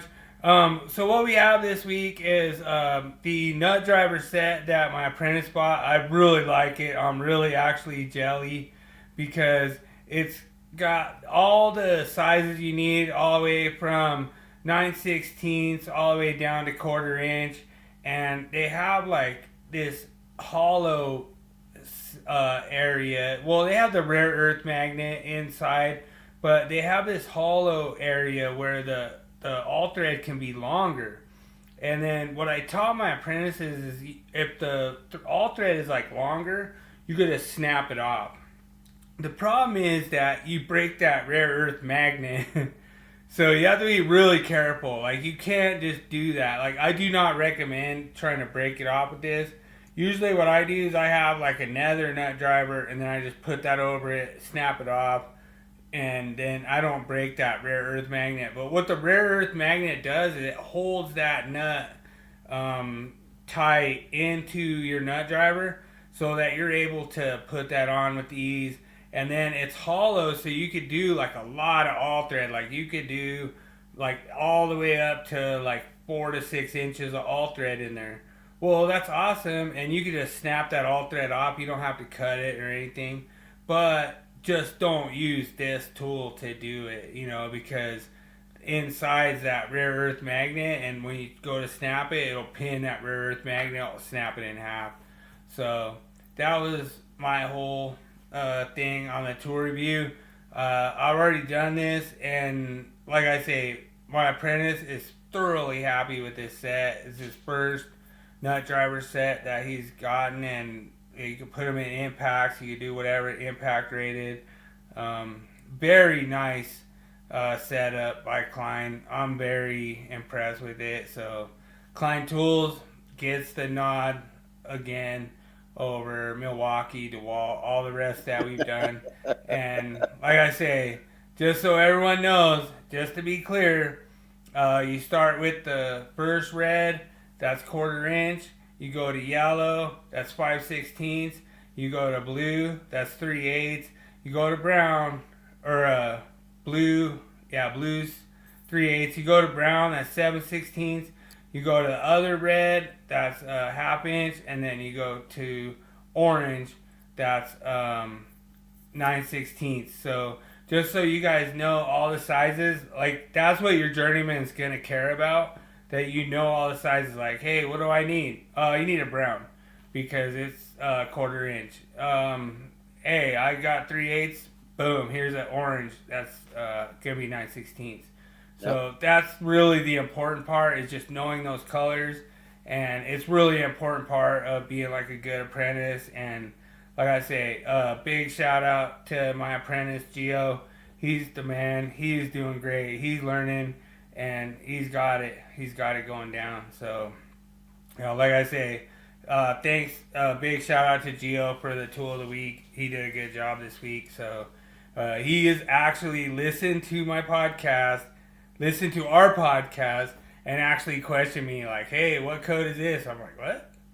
He's like, what code is this? I'm like, I was like, 250.8, 8 through 1 through 1, you know, like whatever. It's like, it's whatever we're talking about. But it's really funny because I'm like, really? I was like, and he goes, all right, you pass. I was like, really? I pass on my own podcast? But it's really funny. Dude, it's so hilarious because I like being questioned on that. He was like, what base colors can you use? I was like, what? Base colors? He's like, yeah, what base colors can you use? I was like, for what? You know? And then he's like sitting there and he's like, well, I'm listening to your podcast and you guys are trying to bring this up. I was like, you know, like in this case you need to use these base colors. In this case, it doesn't matter, you know? But it's just really funny because it's an either or kind of question, you know, and I always tell every apprentice, challenge your journeyman, challenge what they're trying to teach you. You know, I like to be challenged, but at the same time, it's like, I'm going to challenge you back. So if you challenge me, like a good example of this is there's a thing where they say, all right, you can ask the inspector for their journeyman license, you know? Mm-hmm. But if you're an apprentice, don't be asking the inspector for their journeyman license. You know what I mean? Because my apprentice used to do that. And he'd be like, hey, can I see your journeyman license? He's like, yeah. And then he'd show his journeyman license, and he's like, can I see yours? Well, I'm under bill over here, da-da-da. And I was like, just shaking my head, and I'm like, all right. I was like, yeah, where's that license at? You want to go get that off your truck, Dash? You know, like, oh, well, I'm in your truck. Oh, yeah, you're in my truck. But, you know, so it'd be on my truck, Dash. So, yeah, so, pretty awesome. Really cool. Let's go to Man vs. Machine. All right. For years, man tried to create artificial intelligence. On this segment, we find out, is AI smarter than King James?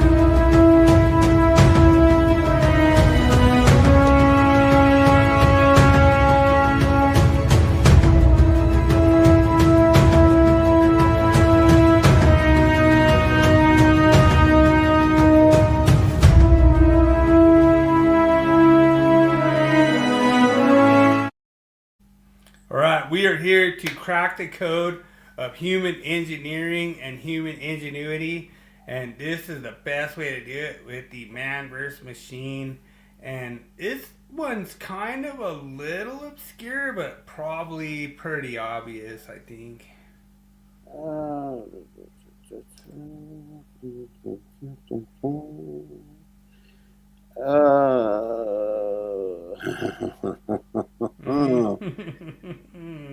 That's one I don't study. I know it was over like in Article 640 or 650, something like that.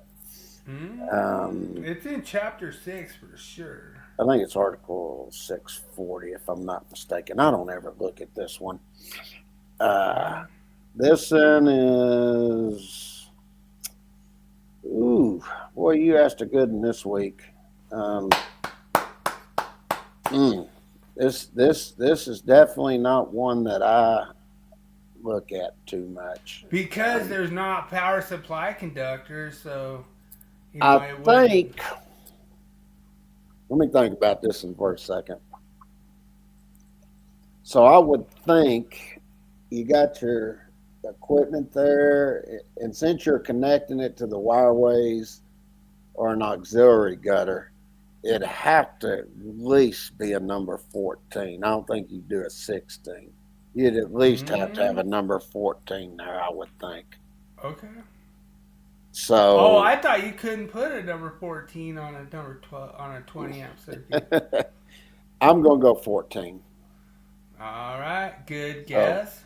I'm guessing at this one. So yeah, good guess. Let me go over to ChatGPT. Oh man, I forgot to copy this earlier, so I could get it over on ChatGPT. I usually do that during the podcast. Okay. Oh, my bad. All right. Okay, I've got it copied over here. All right. So let's see what ChatGPT says on this. Let me go over here and go to share screen. And there's ChatGPT. Everybody should see it popped up. Coming over. Yep, it's over. So let's see what it says.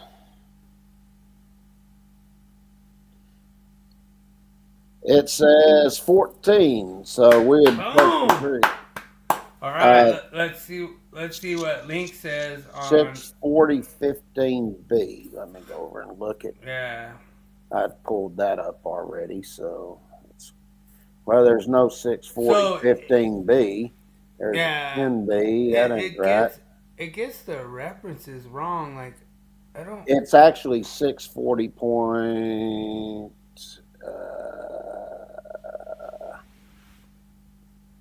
Where is it?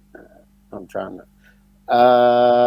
It's 640.7A. Oh, gotcha. Yeah, I thought that 15 was a little late. Like when I do these, I'm just like looking for like specific things that could possibly get you. I almost got you. I think I was pretty close to getting you. I think you almost did because I honestly guessed at that and I wasn't sure. The answer is correct, but the NE section is wrong. The correct 2023 NE section is 640. What I say it was again? 640. 7A. Or 7A. Point 7A, which states 23.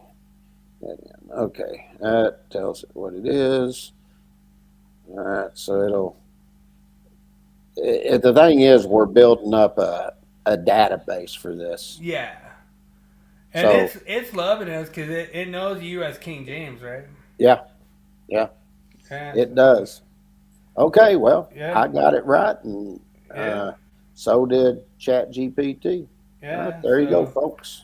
Lions 17-6 currently. So, Cowboys.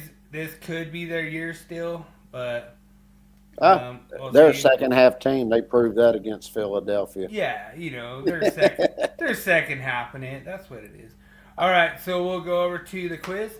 Yeah, Willie Quiz it is. Here we go.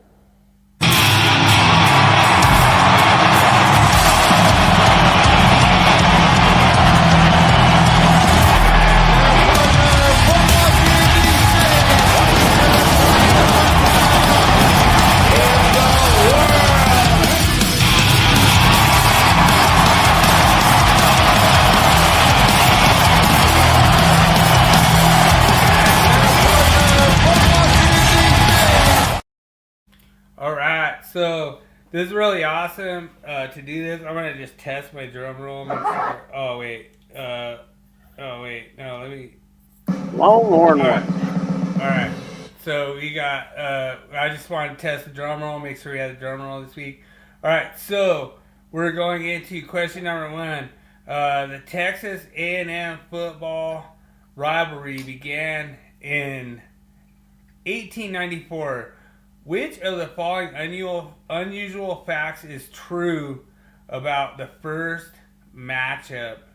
Is it A, the game was played on a Wednesday because both schools had a mandatory Saturday classes? I don't think that. Texas A&M team arrived late because their horse-drawn bus was broke down. Yeah, all right. The referee was Texas professor who openly rooted for University of Texas during the game. Maybe.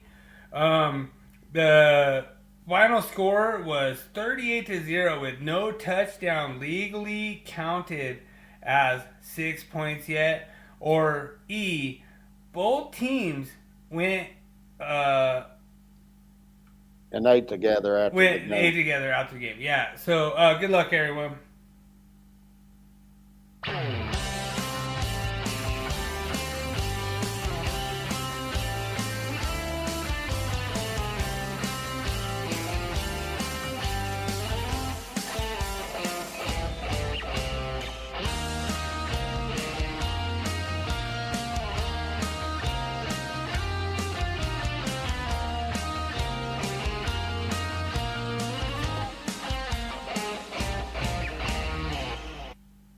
I actually know this one. Yeah. And what is interesting is probably, God, I guess about 20 years ago. Oh, really? You know it because you just stole an answer from Daniel? Oh, man. That's not the correct answer. The score was 38-0, but they did count 6 points for touchdowns even back then. Dad bought me a book that was a Longhorn book, and it went through a lot of stuff about the university. And of course, one of the first things that's in the book was about the Texas A&M rivalry, because it was 1894. Mm-hmm. And they actually played the game on a Wednesday because they actually did have mandatory classes on a Saturday.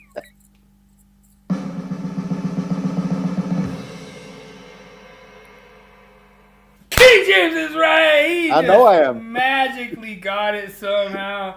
Dude, I cannot believe I got Daniel on that one. And when they started the series and everything, I think, if I'm not mistaken, Texas won like the first 8 games. Yeah? Yeah. 100%. It's really interesting. You go back and look at it. All right, question number 2. In what year did the rivalry officially adopt the name the Lone Star Showdown? Was it A, 1923, B, 1957, C, 1994, D, 2003, or E, 2008? Good luck, everyone.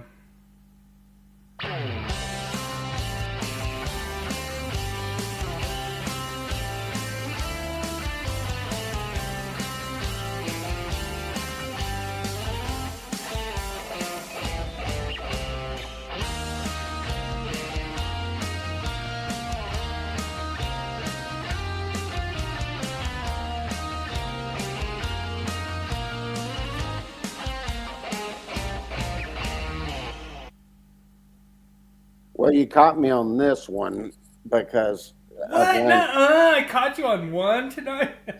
Well... Dude, it's so hard to catch you. I'm going to tell you one I thought it was. I'm going to give you my answer, but I'm going to tell you the year I thought it was. I thought the year that they adopted as the Lone Star Showdown was in 2004. So I guess it must have been 2003, but I thought it was 2004 that it was adopted. So Daniel's saying 1994.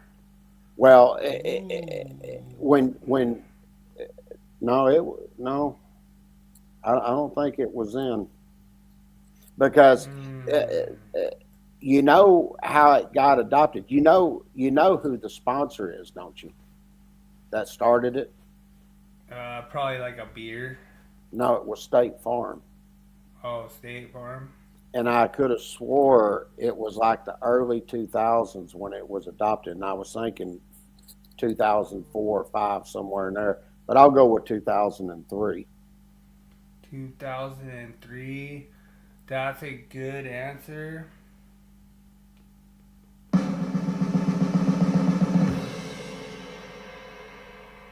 The answer I have here was 1923. Answer is A on my end. So I would like to see if that's wrong, or maybe a Well, let me look it up. red flag challenge. But they're saying it was 1923 on my end. I'm going to look. I thought that was pretty crazy. Okay, what year was the Lone Star Showdown adopted? Okay, pulls up. In Wikipedia, it said State Farm Lone Star Showdown 2004 to 2012. Oh, you got it. I was wrong. My research was wrong. Oh, dude, we got David Engelhardt showing up. What's up, David? Hey, dude. David. He's rooting against you. Looks like me and David are on the same team here. Going Dallas against you and Daniel. Daniel's picked Dallas. So awesome, David. Thanks for showing up. And yeah, that's awesome, David. I'm rooting for him. All right. Question number 3. Which legendary tradition was once temporarily suspended because Aggie students kept taking things too far when preparing for the Texas game? Was it A, the Midnight Yell? Was it B, the bonfire? Was it C, the Rebels game day march? Was it D, the Aggie cannon? Or was it E, the Eyes of Texas song being banned? Good luck, everyone.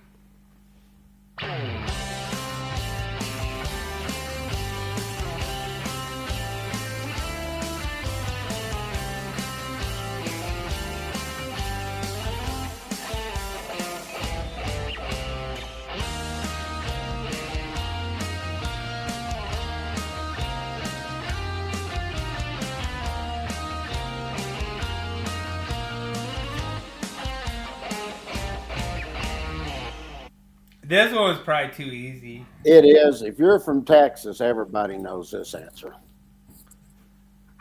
And it's B, the bonfire. Matter of fact, people got hurt at that thing. And A&M had a huge freaking bonfire that they did every year. I mean, it was a major bonfire. Yeah, dude, Daniel, dude, you could copy Daniel's answer. And you know what's interesting is when I was in high school, even the high schools used to have bonfires. Now they don't have them, but when I was in school, they had bonfires. All right, let's see. Bonfire. We're looking for bonfire. We got B, bonfire. I know that's right. I shouldn't have made it B. All right. Question number 4. Texas A&M, not every Thanksgiving until a rivalry paused in 2011. Which of the following breaks in the series had nothing to do with a war or conference politics prior to that? Was it A, 1914? Was it B, 1918? Was it C, 1928? Was it D, 1943? Or E, 1951? Good luck, everyone.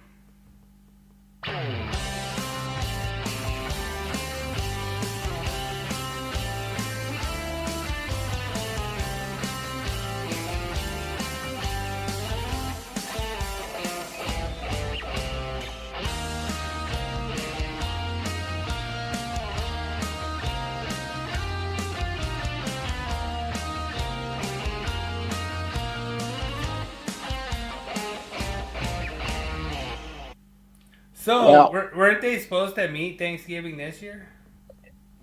Well, it's supposed to. I think they'll end up going back to well, they played right day after Thanksgiving. Yeah, 100%.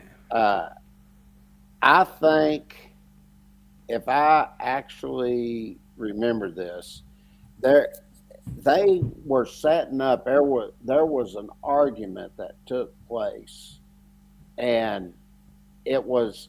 I think the argument there was something going on that A&M and Texas were fighting about, and it I think it was the Aggies that wasn't wanting to play on Thanksgiving or something like that, and Texas had already set up. I don't remember the whole deal, but I'm guessing here, but I think everything started picking back up, and they started playing every year that they had the break before A&M went to the SEC conference, and I think that started right after 1914. I think it was 1915 is when they started back, and they played every year up to that point before they went into the SEC conference. So I'll go with A. I think that's correct, but I'm not 100% sure. All right. Well, Daniel is picking E. He's picking 1951. So I think maybe you possibly read the question wrong. Like it says, Texas and Texas A&M met every Thanksgiving until the rivalry paused in 2011. Which of the following breaks in the series had nothing to do with war or conference politics? Yeah, I've read it wrong. Okay. Yeah, so I will give you a chance to copy Daniel's answer in 1951 or choose a different one. I'm really unsure. I remember something about when they picked up playing again, so I misunderstood. Yeah, so it started probably before 1914. Well, they did, but there was a break. Yeah, there was a that pause. they had, and it had nothing to do with war or conference. Yeah. Or politics or any of that. I remember that back then. When did they pick back up? I'm trying to think because I was born in '63, so I'm trying to think when they were playing and. Because they were still playing Thanksgiving Day when you were born and everything to that, right? Yeah, I remember that because I watched it all the time, so I know it was 463. Right. So I'm trying to think, when was Dad born? Because he's always said they were playing on Thanksgiving. He was 1940, so that means it had to be 43 or 51 because he was born in 40, and he remembered back then. So I'll go with 1951. That sounds pretty good. Right, copies, Daniel. And you guys are both wrong. It was 1943. So I told you I was sitting there because you know what I did? I went up like he was 7 years old. He would remember that, you know. Yeah. And that's why I went that direction. So okay. All right. Got you on one. All right. So question number 5: when Texas A&M left the Big 12 SEC, which unusual stat became true for the first time since 1800s? A. Texas had more total wins than A&M by more than 40. B. The rivalry featured teams who had gone over a decade without playing. C. Both teams had active streaks of 3 consecutive bowl victories. D. Texas and Texas A&M are no longer in the same athletic conference. Or E. Texas had their original mascot. Good luck, everyone.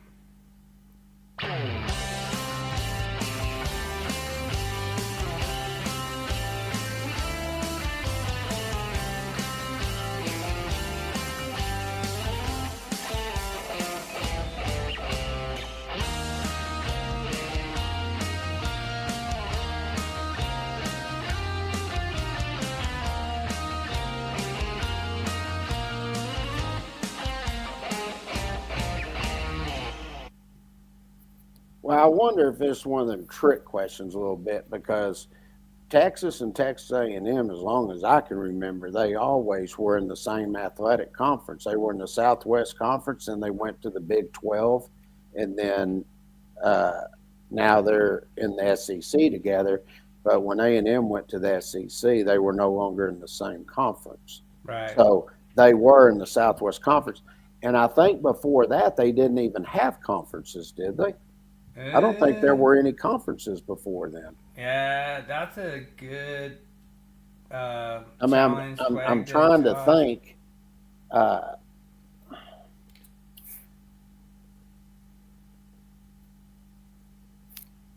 I'm thinking of everything if there's something before then.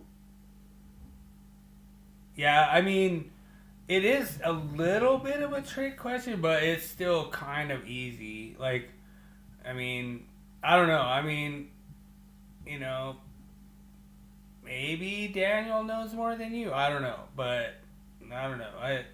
Well, I'm trying to think of all the different conferences they've been in, and I don't think there were any conferences before they were in the Southwest Conference. So you're saying that Texas and A&M were in the Big 12 before they went to the SEC, or only for 1 year or something? Yeah, I was trying to think all the different conferences there were, and I remember the Southwest Conference, and then I remember them in the Big 12. So I'm going to go with D. They were no longer in the same athletic conference. That's the only thing I can think of. So you're just gonna copy Daniel, huh? That's what you're gonna do. Well, Just I'm copy thinking Daniel. of the conferences and they've been in. I don't think there was a conference before the Southwest. You guys are correct. We Yeah. have a tie tonight. Ain't no tie. No, I'm just kidding. I'm just joking. No, there's no tie. Yeah. So King James has a valid victory. I knew that you would get this one. Like I say, there was a little bit of shady stuff with my information. I try to do as much research as I can. So No worries. it is what it is. But I was just joking. Like I was just trying to give Daniel the win. But I was just kidding. I mean, I had to think on three of those because, and one of them I got close, but that I was sitting there, I was thinking, that's a good question because I don't think there was a conference before the Southwest Conference. I agree with you. So I'll ask Dad that tonight. I think he'll say the same thing. Yeah, I agree. Probably bad research. Let's go into the next one.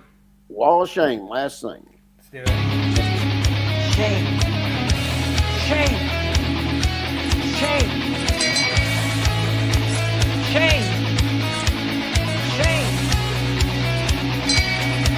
Shame. Shame. Shame. Shame. Shame.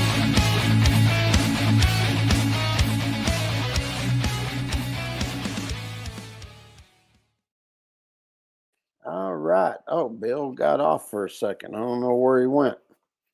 All right. Let's see what the Wall of Shame pick is this week.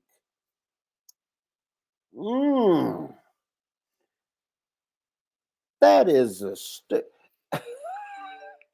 I can't believe somebody actually did that type of installation. What'd they do? They taped the cover and where it connects in to that LB. That's what it looks like. And then is that flex coming out, or what the hell is that coming out of there? Then it looks like they got a metal piece in there, a VMT going up to, man, that is bad. Wow. Okay, well, thank you, Josh Kelly. I'd like to know where that was installed at. I can't tell what the hell they're coming out of that pole with, and then Sorry about that. My wife was knocking. Oh, that's okay. I'm sitting here looking at this, what they have here, It's and just ridiculous. Like they have like Flex 90s. well, that's Like what I'm saying. It looks like it looks like they come out of Flex. There's a piece of EMT there, yeah. and then another Flex 90. It looks like they had trouble getting it in the staying into the LB, and then they taped it up and wrapped around to hold it to the LB. That's what it looks like to me. It could have been like way more like nicer. Like you had all the parts that do it nice, but I will just give a cheers, pickle shot cheers to Adam for the electrical wall of shame. Wow. Dude, like it was ridiculous. Like I'll post it up on the electrical code discussion for awesome electricians. So if you guys want to pop in over there, dude, almost 45,000 now. Crazy. Oh, I was looking over there. When was I looking at it? Yesterday, I think. I was over. Something was going on, remember? And I was Well, at electrical. they're a little mad at me for posting up that Mike Holt hasn't been doing it for 50 years, but it's true. Yeah, if you go over and you look at electrical code for discussion for awesome electricians, it's almost at 47,000. Wow, that's crazy. That's unbelievable how much it's building up. Yeah. Well, the whole thing is that, like, I allow people to talk about things other than electrical code discussion. I allow people to talk about Sure. tools and, boots and whatever. You know what I mean? We're all electricians, That's Yeah, right. we like to discuss code, but a lot of people get mad. They're like, oh, man, all I see you doing is just attacking Mike Holt. And it's like, okay, well, guess who got attacked first? It wasn't Mike Holt. Oh Yeah. yeah. So, That's his minions out there, and basically, it's not the same rules apply to everybody. It's okay to come and just start mouthing off, attacking, stalk up on everything, but you do it to one of them. It's just like I said. You notice, Jeremy, he didn't call Ryan out. oh, he's See not that? going to. He's not That's going what I'm to. trying to say. That double standard right there, and he comes over just constantly attacking us. It just goes to prove everything we say about him. So, yeah, and so here we go. Here we got it live on our show. Weedman says he'll call out Ryan right now. He says he's going to call him out right now. So I want to see proof of that. You're going to sit there and call us liars, call us all these names. All right, let's see proof that you called him out and that he justified his idiotic audio that just, Oh man, that is a bad take. Dude, that was so bad, Daniel. Like, dude, he said that he was licensed as an instructor in 1973. And so if that's true, Daniel has too. Daniel's been teaching since 1973 too. It was ridiculous. Like, I don't even know why you'd even say that. He says licensed instructor since 1973. Like, I don't understand why these code guys do this. It's like doubling down on their lie. Like they want to make it bigger. Like Paul Abernathy has 300,000 downloads a month. I can tell you this much. Dad probably started right about 1971, I think is when he started. And his first publication was 1978, and he's 85. And the thing is, his first authored book was 1978. Yeah. And that's well documented. Like, that's the thing that's embarrassing, if you ask me. And Mike used to come to his classes. Yeah. To me, that's the thing that's embarrassing. You've been an instructor since 1973, and then you don't even have an authored publication until the 80s? Yep. That's weird. waited a whole decade to get that together. Well, it just goes to show, you know, these guys come on here and they just start spouting off, and they don't think anybody will ever check on them or anything like that. And people just believe whatever you put out. And then somebody calls them out on it, and then his little minions run over there and start, this is a bunch of bull crap. I can't believe y'all are saying this about. We didn't make the statement. You know what I mean? We're just showing he's a liar. Dude, I mean, 100%. And you just get the music going, Daniel. Dude, that's all it is. If you get the music going, it all makes sense. You know, and like Daniel likes to do that, you know, just throw down the music like by his cart, like when people are like, hey, what's up, you know, and, you know, dude, I'm just saying what happened, Daniel. I saw it live. But, you know, the whole thing that's so cool is that we have so many people come join us. We have so many good comments, so much good participation from, like, the groups and everything. And we talked about covering this, and we covered it. And, like I say, I'm waiting for Weedman to, you know, show me the screenshot. You calling out Ryan Jackson, bro. You said you were going to do it. So you'll never see it. Yeah. Whatever. He's just a mouth. Yeah. Dude, that's so hilarious, Daniel. Dude, it's so hilarious, you know. Well, And it goes back to, like I've been saying for 4 or 5 years now. For all the electricians out there, if you go over to ECD, there's one set of rules for them, and then there's another set of rules for you. yeah, That's fact.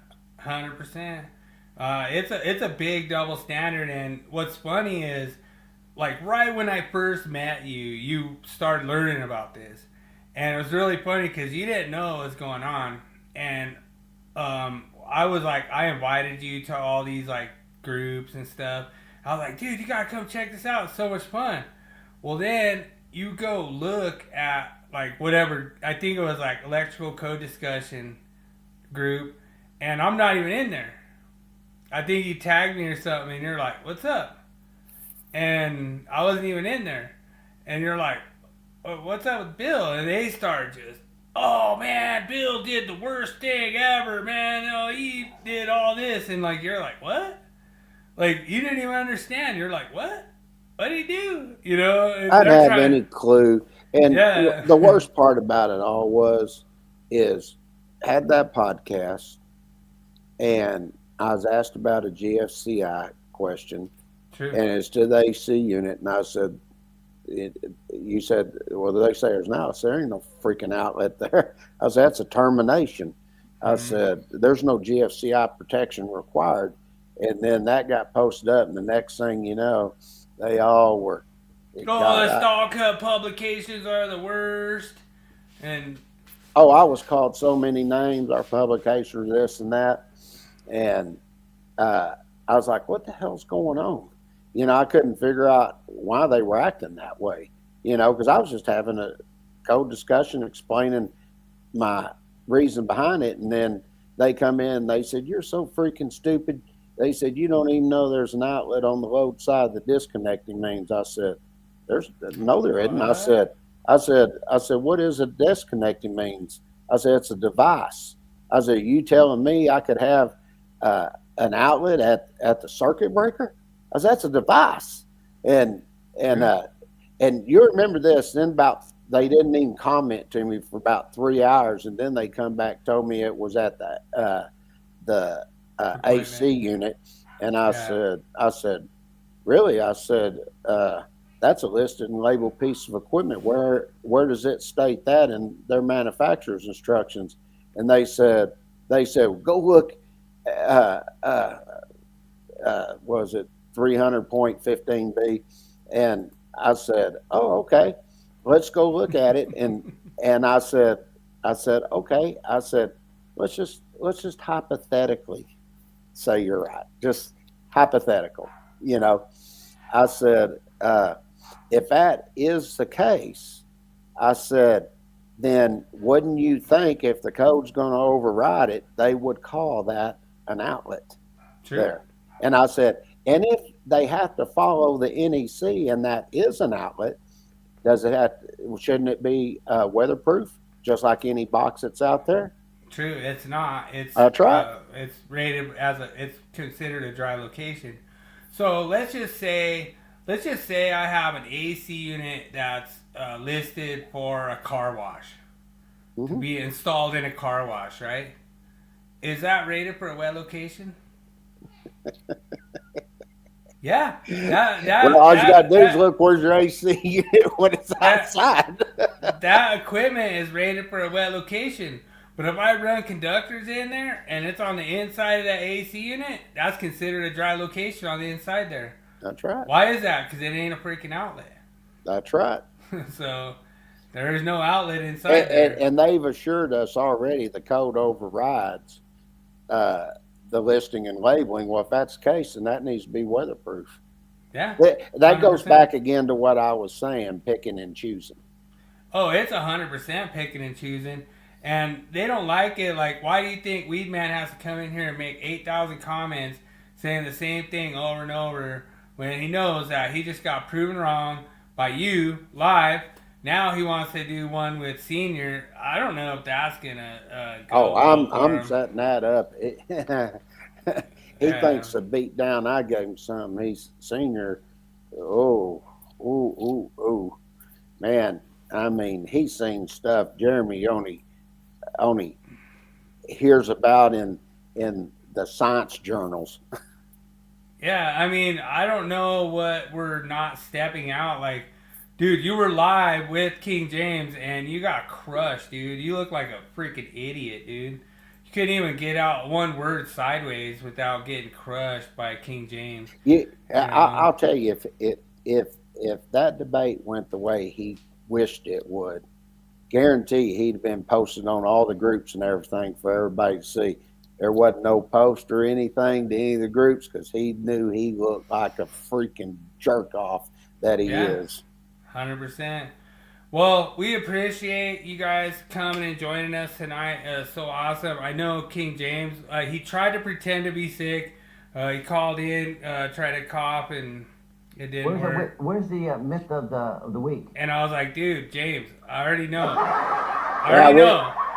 We need to cut it because the second half's starting up. All right. Sounds good. Appreciate everyone joining us. And as always, remember, make every day an easy day. I'm out. Amen. We'll see everybody next Thursday. Peace.